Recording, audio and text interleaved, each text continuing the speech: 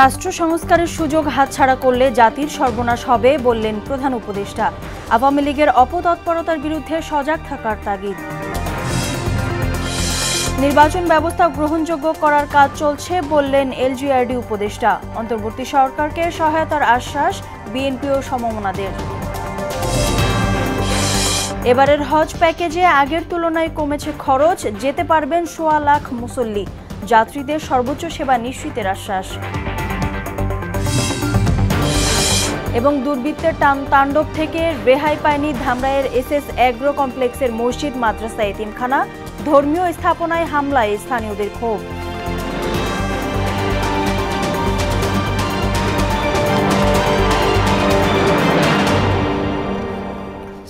আসসালামু আলাইকুম, সবাইকে মোহনা সংবাদে স্বাগত। শুনছিলেন শিরোনাম, সঙ্গে আছি নাদিয়া নাহিদ। এবার বিস্তারিত। ক্ষমতাচ্যুত আওয়ামী লীগের নেতাকর্মীরা বসে থাকবে না মন্তব্য করে রাষ্ট্র সংস্কারের সুযোগ হাতছাড়া না করতে সবার প্রতি আহ্বান জানিয়েছেন অন্তর্বর্তী সরকারের প্রধান উপদেষ্টা ডক্টর মোহাম্মদ ইউনূস। দুপুরে নিজ কার্যালয়ে শিক্ষার্থীদের সঙ্গে মতর বিনিময়ে তিনি বলেন, নতুন বাংলাদেশ বিনির্মাণের যে কাজ শুরু হয়েছে তা শেষ না করে সেখান থেকে বের হওয়া যাবে না। এই সুযোগ হাতছাড়া করলে সর্বনাশ হবে উল্লেখ করে ডক্টর ইউনূস বলেন, বাংলাদেশকে সম্মানিত রাষ্ট্রে পরিণত করতে হবে। নাসির উদ্দিনের রিপোর্ট।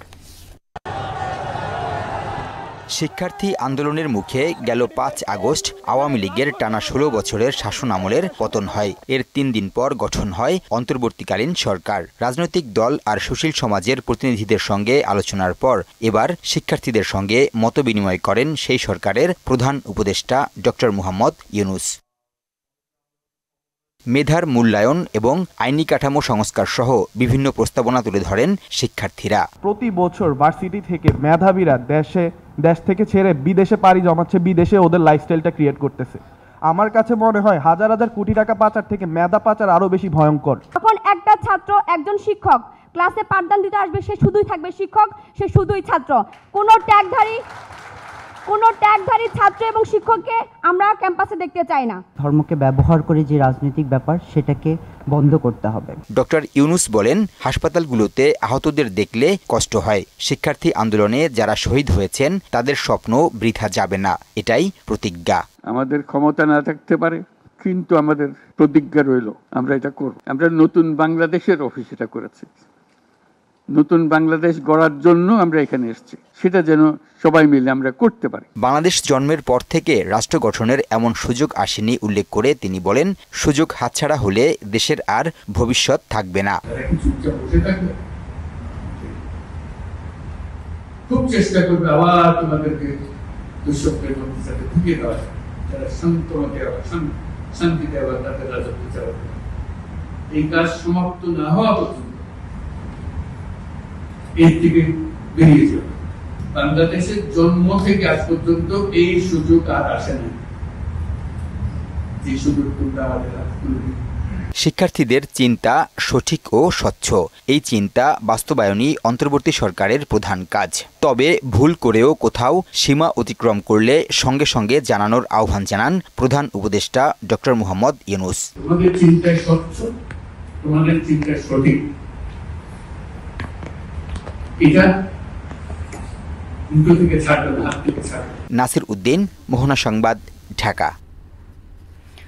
বাংলাদেশ পরিস্থিতি নিয়ে ভারতের প্রতিরক্ষামন্ত্রী রাজনাথ সিং এর সাম্প্রতিক বক্তব্যে বিস্ময় প্রকাশ করেছেন পররাষ্ট্র উপদেষ্টা তৌহিদ হোসেন। দুপুরে পররাষ্ট্র মন্ত্রণালয়ে এক ব্রিফিংয়ে তিনি বলেন, ভারতের সঙ্গে বাংলাদেশের যুদ্ধ বিগ্রহের কোনো আশঙ্কা নেই। নতুন করে রোহিঙ্গাদের আর আশ্রয় দেওয়া সম্ভব নয় বলেও জানান পররাষ্ট্র উপদেষ্টা। সাবেক প্রধানমন্ত্রী শেখ হাসিনাকে ভারতের রাজনৈতিক আশ্রয়ের বিষয়ে পররাষ্ট্র উপদেষ্টা বলেন, স্বাভাবিকভাবে যে কোনো দেশ যে কাউকেই রাজনৈতিক আশ্রয় দিতে পারে। ইউক্রেন এবং হামাসের সাথে বাংলাদেশ কী করে তুলনীয় হয়, এটাও আমার বোধগম্যতার বাইরে। আমি কোনো নিজার্ক রিয়াকশন দেখাতে চাই না। আমরা অবশ্যই এটা দেখবো যে উনি কেন এরকম কথা বলেছেন। স্বাভাবিকভাবে যে কোনো দেশ যে কাউকে রাজনৈতিক আশ্রয় দিতে পারে, দেওয়া উচিত কিনা এক্ষেত্রে সেটা হলো দেখার বিষয়, সেটা আমরা দেখব। আর একজন রোহিঙ্গাকেও আশ্রয় দিতে রাজি না, কিন্তু কিছু ঢুকে যাচ্ছে, এটা আমরা জানি। সেটাকে আমরা যতটুকু পারা যায় ঠেকানোর চেষ্টা করছি। বিজিবি যেটা করছে সেটা হলো যে প্রতিদিনই কিন্তু পুশব্যাক করছে। নির্বাচনী ব্যবস্থাকে গ্রহণযোগ্য করতে কাজ চলছে বলে জানিয়েছেন স্থানীয় সরকার, পল্লী উন্নয়ন ও সমবায় উপদেষ্টা এএফ হাসান আরিফ।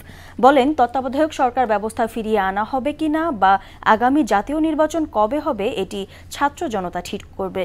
সচিবালয়ে ডেঙ্গু নিয়ে বৈঠক শেষে গণমাধ্যমকে তিনি এসব কথা বলেন।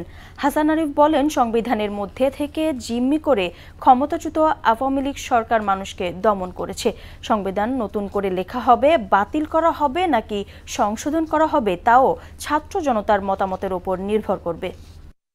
ছাত্র জনতা, শ্রমিক, তাদের যে গণ অভ্যুত্থান, ওরাই হচ্ছে মূল মালিক আজকে দেশে। তাদের দাবি হচ্ছে সংস্কার, এবং তারা যেসব জায়গায় দাবি করছে সেই সব জায়গাতেই, সেই সব ক্ষেত্রেই তো দেখা যাচ্ছে সর্বক্ষেত্রেই এই সংস্কারের প্রয়োজন। সংস্কার এটি চলমান প্রক্রিয়া। 15-16 বছর হয়তো এটা স্তব্ধ হয়েছিল। সুতরাং আজকে 15 দিনে বা 15 ঘন্টায়, 15 দিনে, 15 সপ্তাহে যেটা অর্জিত হয়ে যাবে 15 বছরের জঞ্জাল, সেটা স্বাভাবিক নয়।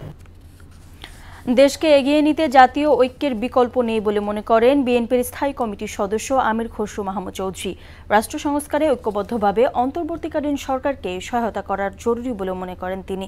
আর সরকারকে কোটা আন্দোলনে হতাহতদের দায়িত্ব নেওয়ার তাগিদ দিলেন বিভিন্ন দলের নেতারা। সুরায়া মুন্নির রিপোর্ট। অন্তর্বর্তী সরকারের 1 মাস পূর্তি উপলক্ষে ঢাকা রিপোর্টার্স ইউনিটিতে আলোচনা সভার আয়োজন করে এবি পার্টি। এতে যোগ দেন গণফোরাম, ওয়ার্কার্স পার্টি, নাগরিক ঐক্য সহ বেশ কয়েকটি দলের নেতারা। এতে সরকারকে আন্দোলনে আহতদের চিকিৎসা ও নিহতদের পরিবারের দায়িত্ব নেওয়ার তাগিদ দেন বক্তারা। সরকারের সমস্ত শক্তি দিয়ে এই আহত লড়াকু যোদ্ধাদের পাশে দাঁড়ানো, তাদের চিকিৎসার সমস্ত দায়িত্ব গ্রহণ করা। ন্যায় বিচারের স্বার্থে গুম, খুন সহ সব অপরাধের বিচারের দাবিও জানান তারা। 30 দিনে আপনারা কি কি গুরুত্বপূর্ণ পদক্ষেপ গ্রহণ করবেন, কি কি সংস্কারগুলো করবেন, আপনাদের টেনিয়রে পরিষ্কার করে কথাগুলো বলা দরকার। এই পুলিশ দিয়ে তো ভোট করা যাবে না। কেবলমাত্র আইজির জায়গায় একটা আইজি বসলো, কিছু ঊর্ধ্বতন কর্মকর্তার জায়গায় আপনি বদলি করে একটা দুটো ভালো লোকও দিলেন, সেটা কিন্তু জনবান্ধব কোনো পুলিশ প্রশাসন তৈরি করবে না। সভায় দেশ সংস্কারে অন্তর্বর্তী সরকারকে জাতীয় ঐক্যের মাধ্যমে সহায়তা করা প্রয়োজন বলে জানান বিএনপির স্থায়ী কমিটির সদস্য আমির খসরু মাহমুদ চৌধুরী। জাতীয় ঐক্যের মাধ্যমে যেই শক্তি বাংলাদেশকে ধ্বংস করে দিয়েছে রাজনৈতিকভাবে, অর্থনৈতিকভাবে, সামাজিকভাবে, সেই শক্তিকে যদি পরাহত করতে হয়, যে ঐক্যমত সৃষ্টি হয়েছে সেটাকে আমরা অক্ষুণ্ণ রাখতে হবে। বর্তমান ইন্টেরিয়াম সরকারকে সমর্থন করতে হবে। নতুন বাংলাদেশ বিনির্মাণে ঐক্যের কোনো বিকল্প নেই বলেও জানান বিএনপির এই নেতা। বাংলাদেশের মানুষের মালিকানা ফিরিয়ে দিতে হবে। সুরাইয়া মুন্নি, মোহনা সংবাদ, ঢাকা। শীঘ্রই ঘোষণা হবে হজ প্যাকেজ। আগের তুলনায় কমবে খরচও। এবার বাংলাদেশ থেকে প্রায় 1.25 লাখ মানুষ হজ করতে সৌদি আরবে যেতে পারবেন বলে জানিয়েছেন হজ অফিসের পরিচালক মোহাম্মদ কামরুজ্জামান। তিনি বলেন, যাত্রীদের সর্বোচ্চ সেবা নিশ্চিত করা হবে। রেজা খানের রিপোর্ট। 2025 সালে বাংলাদেশ থেকে 1,27,194 জন মুসল্লি হজে যেতে পারবেন। এজন্যে অনলাইনে 30,000 টাকায় প্রাক এবং 3 লাখে প্রাথমিক নিবন্ধন চলছে। গত 12 আগস্ট থেকে শুরু হওয়া কার্যক্রমে সরকারিভাবে নিবন্ধন করেছেন 1,865 জন। বেসরকারি ব্যবস্থাপনায় এ সংখ্যা 29,655। সব মিলিয়ে মোট নিবন্ধন করেছেন 31,520 জন। আমরা চেষ্টা করছি যে খুব দ্রুত এটা মন্ত্রণালয় থেকে সৌদি আরবের সাথে, বিশেষ করে আমাদের কাউন্সিল অফ হজ মহোদয় মক্কাতে আছেন, তারা এটা আলোচনা করে যত দ্রুত সম্ভব আমাদের উপদেষ্টা মহোদয় তারা এই নিবন্ধনের বা প্রাক নিবন্ধনের সাথে সাথে প্যাকেজের বিষয়টি সর্বোচ্চ অগ্রাধিকারের ভিত্তিতে যত দ্রুত তার সাথে ঘোষণা করার জন্য চেষ্টা করছে। রবিবার সকাল থেকে দুপুর 12টা পর্যন্ত সরকারিভাবে হজে যেতে প্রাথমিক নিবন্ধন করেছেন 7 জন। একই সময়ে বেসরকারি নিবন্ধনের জন্য আবেদন করেননি কেউ। হজ অফিসের পরিচালক মোহাম্মদ কামারুজ্জামান জানান, চলতি মাসের প্রথম 7 দিনে প্রাথমিক নিবন্ধন করেছেন 135 জন। এর মধ্যে সরকারি মাধ্যমে 128, বাকিরা বেসরকারি ব্যবস্থাপনায়। সর্বোচ্চ খরচ যেভাবে কমানো সম্ভব সেটা আমরা চেষ্টা করছি। আমরা আশা করছি যে খরচ ইনশাল্লাহ কমে আসবে। প্রাক নিবন্ধন কম হলেও আগামী বছর বাংলাদেশ থেকে হজ কোটা শতভাগ পূরণ হবে বলে মনে করছেন তিনি। যদি আল্লাহ তৌফিক দেন আমাদের হজ যাত্রীদের বাংলাদেশে যে কোটাটি এটা ইনশাল্লাহ পূরণ হবে। রেজা খান, মোহনা সংবাদ, ঢাকা। এবার সরকারি চাকরিতে প্রবেশের ন্যূনতম বয়স সীমা ৩৫ বছর করার দাবিতে শাহবাগে আন্দোলন চালিয়ে যাচ্ছেন চাকরি প্রত্যাশীরা। দাবি আদায় না হওয়া পর্যন্ত শাহবাগ ছেড়ে যাবেন না বলেও হুঁশিয়ারি দেন তারা। রোববার দুপুর 1:15টার দিকে এ ঘোষণা দেন আন্দোলনকারীরা। এর আগে বেলা 11:30টা থেকে বাংলাদেশের জাতীয় জাদুঘরের সামনে ফুটপাতে অবস্থান নেন তারা। বৈষম্য বিরোধী আন্দোলনের সঙ্গেও তাদের সম্পৃক্ততা ছিল বলে এ সময় দাবি করেন তারা। মাননীয় প্রধান উপদেষ্টার প্রতি আমরা সাধারণ চাকরি প্রত্যাশীদের পক্ষ থেকে উদাত্ত আহ্বান জানাইতে চাই, আপনি সবার আগে এই চাকরি প্রত্যাশীদের সামনে থেকে 30 নম্বর বেরিয়ে চলে দেন।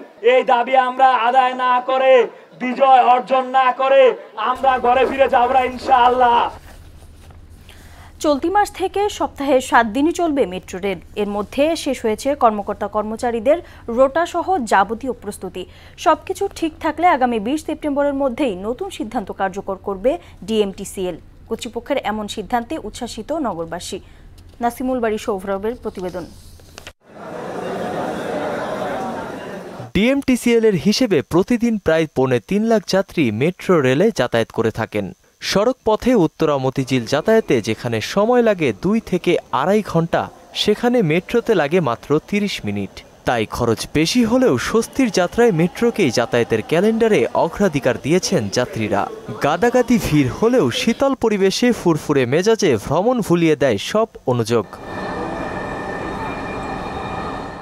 জনবল সংকট সহ নানা কারণে এতদিন মেট্রো রেলে সাপ্তাহিক ছুটি রাখা হয় শুক্রবার। তবে সম্প্রতি ঘোষণা আসে সপ্তাহের 7 দিনই চলবে মেট্রো রেল।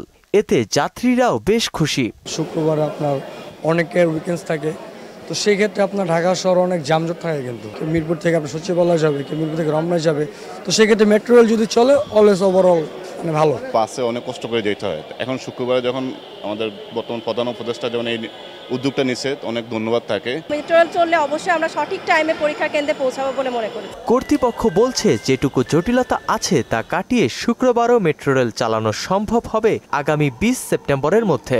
কেননা চলাচল শুরুর পর হুট করে বন্ধ করে দিলে যাত্রীরা বিপাকে পড়বেন। 20 সেপ্টেম্বরের আগেই কর্মকর্তা কর্মচারীদের ডিউটি রোটা ঠিক করা হবে বলেও মেট্রো রেলের তরফে জানানো হয়েছে। দীর্ঘ আন্দোলনের সময় যখন মেট্রো রেল বন্ধ ছিল তখন জনদুর্ভোগের মাত্রা বাড়ছিল। তবে 38 দিন পর যখন মেট্রো স্টেশন বা মেট্রো রেল খোলা হলো তখন জনদুর্ভোগের মাত্রা কমতে শুরু করে। আর এখন আরও স্বস্তির বিষয় এই যে শুক্রবারেও চলবে মেট্রো রেল, যা জনমনে বা জনসাধারণে বাড়তি সুবিধা বয়ে আনবে। নাসিমুল বাড়ি সৌরভ, মোহনা টেলিভিশন, ঢাকা। সাম্প্রতিক বন্যায় ব্রাহ্মণবাড়িয়ার কসবা ও আখাউড়া উপজেলার কৃষি, মৎস্যখাত ও অবকাঠামোয় ব্যাপক ক্ষতি হয়েছে। বাড়িঘর, জমিজমা হারিয়ে ফতুর হয়ে গেছে অনেক পরিবার। সরকারি সহায়তা ছাড়া নতুন করে ঘুরে দাঁড়ানো প্রায় অসম্ভব বলে জানান ক্ষতিগ্রস্তরা। জেলা প্রশাসন বলছে ক্ষয়ক্ষতি নিরূপণের পর অবকাঠামো সংস্কার ও ক্ষতিগ্রস্তদের পুনর্বাসনের ব্যবস্থা করা হবে। ব্রাহ্মণবাড়িয়ার কসবা থেকে হারুনা রশিদের রিপোর্ট, জানাচ্ছেন তানজিদ ভূঁইয়া। সাম্প্রতিক বন্যায় ভারত সীমান্তবর্তী ব্রাহ্মণবাড়িয়ার আখাউড়া ও কসবায় ব্যাপক ক্ষয়ক্ষতি হয়েছে। বানের পানিতে তলিয়ে যায় বিস্তীর্ণ এলাকা। কসবার বাইক ইউনিয়নের বিদ্যানগর, খাদলা সহ অর্ধশত গ্রামের কৃষি ও মৎস্য খাত সহ অবকাঠামোর ব্যাপক ক্ষয়ক্ষতি হয়েছে। কৃষি বিভাগের তথ্য অনুযায়ী 2 উপজেলায় বন্যায় প্রায় 8,000 হেক্টর কৃষি জমি ও 850 পুকুর ক্ষতিগ্রস্ত হয়েছে।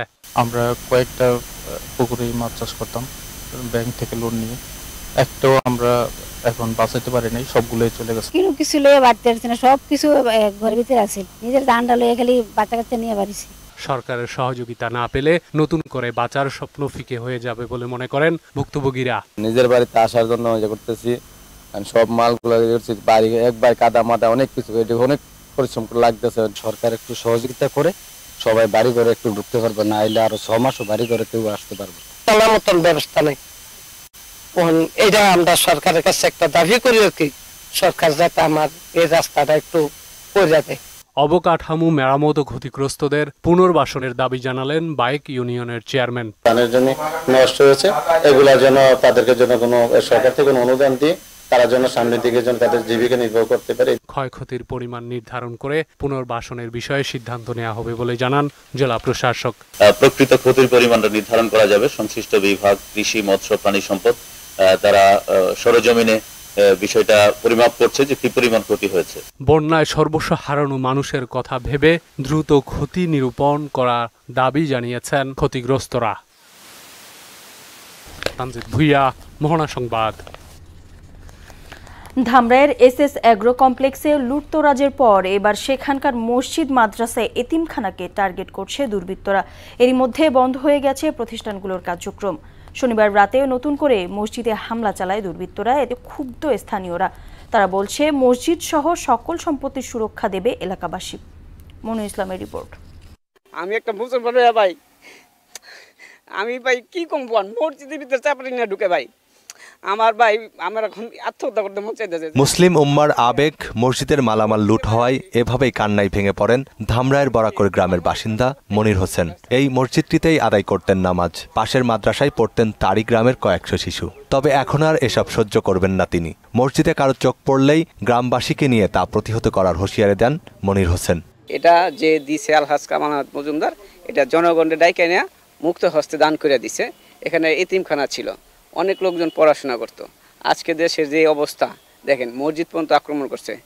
মসজিদের দাঁতের কাঁচাপাটি আবিজাবি নিয়ে হুজুরগড়ের পর্যন্ত গলায় দাও ঠেকা মসজিদে লোড করছে। একটা মসজিদে ভাই আমি কিছু করতে পারতাছি না। জনগণ কি বাংলাদেশের আমি প্রত্যেকটা মানুষের কাছে চাই যে একটা মসজিদ ভাই, এই মসজিদে কেন আক্রমণ হয়? আমি ভাই লজ্জিত ভাই, আমি একটা মুসলমান, আমি মসজিদটা রক্ষা করতে পারতাছি না। আমি চাই বাংলাদেশের সবাই আইসা আমাদের মসজিদটা রক্ষা করুক। কে দল করে, কে আওয়ামী লীগ করে, বিএনপি করে, এগুলা ভাই আমাকে দরকার নাই ভাই। আমরা এই প্রতিষ্ঠানটা রক্ষা করতে চাই।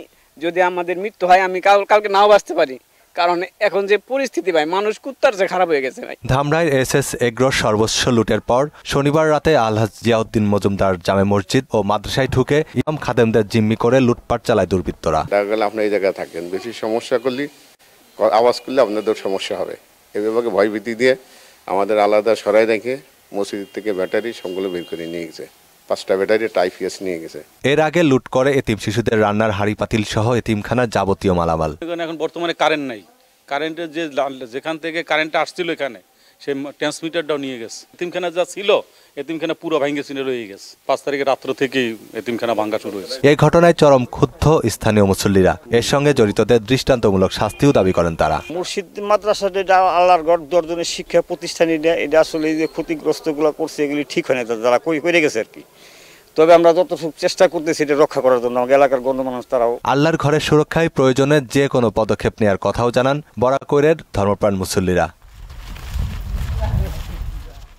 এদিকে এসএস এগ্রোর পুকুর থেকে মাছ ধরার মহোৎসব শুরু হয়েছে। বিশাল বিশাল পুকুর থেকে বিপুল সংখ্যক মাছ শিকার করছে দুর্বৃত্তরা। কাটা হচ্ছে বনায়নের হাজার হাজার গাছ। রাত নেই দিন নেই 24 ঘন্টায় কাটছে প্রকাণ্ড আকারের গাছ। খুলে নেওয়া হচ্ছে প্রকল্পের সীমানার বেড়াও। দেশ ও জাতির বৃহৎ স্বার্থে এসব লুটেরাদের চিহ্নিত করে অবিলম্বে আইনের আওতায় আনার দাবি জানিয়েছেন প্রকল্প সংশ্লিষ্টরা। মনিরুল ইসলাম, মোহনা সংবাদ, ঢাকা।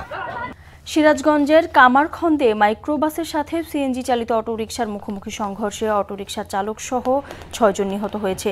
বেলা 11:15টার দিকে সিরাজগঞ্জ নলকা আঞ্চলিক মহাসড়কের কামারখন্দের কুটিরচর এলাকায় এ দুর্ঘটনা ঘটে। কামারখন্দ থানার ভারপ্রাপ্ত কর্মকর্তা রেজাউল ইসলাম জানান, নলকা থেকে সিরাজগঞ্জগামী একটি মাইক্রোবাসের সঙ্গে একটি অটোরিকশার মুখোমুখি সংঘর্ষ হলে রিকশাটি দুমড়ে মুচড়ে ঘটনাস্থলে 3 জন মারা যায়।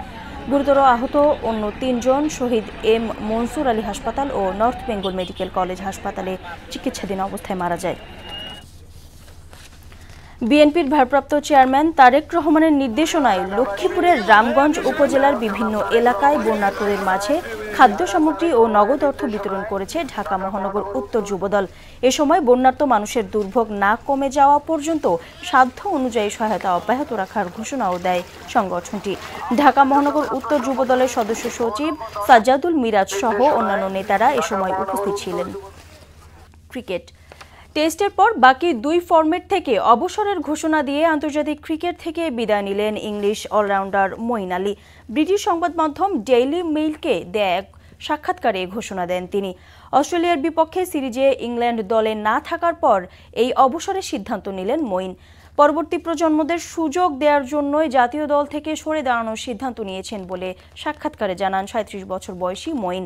আন্তর্জাতিক ক্যারিয়ারে তিনি 68 টেস্ট, 138 ওয়ানডে এবং 92টি টোয়েন্টি ম্যাচ খেলে ব্যাট হাতে করেছেন মোট 6678 রান এবং বল হাতে শিকার করেন 366 উইকেট। শেষ করব মোহনা সংবাদ, যাবার আগে শিরোনামগুলো আরও একবার।